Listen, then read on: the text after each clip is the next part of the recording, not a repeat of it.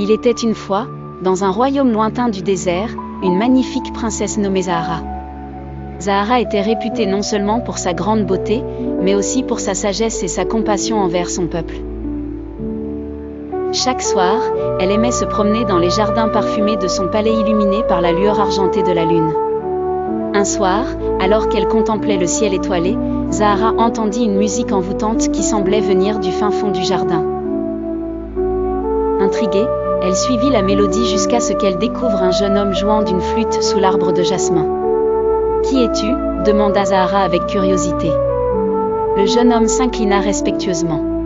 « Je suis Amir, voyageur et conteur, et j'ai entendu parler de votre royaume.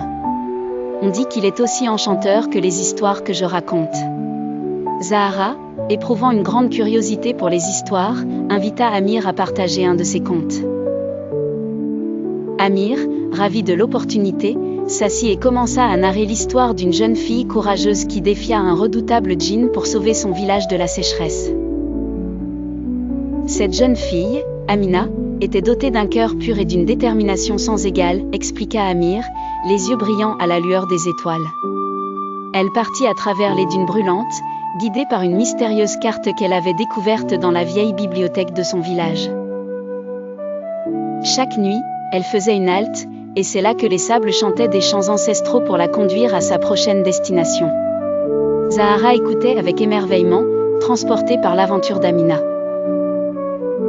Amir continua l'histoire, décrivant comment Amina avait finalement rencontré le djinn dans une oasis cachée par un mirage.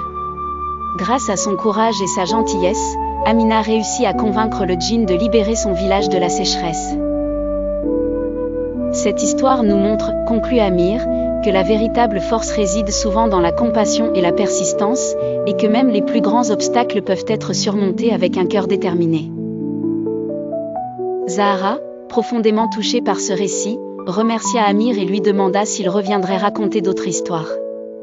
Amir acquiesça, promettant de revenir pour partager encore plus des contes d'autres horizons.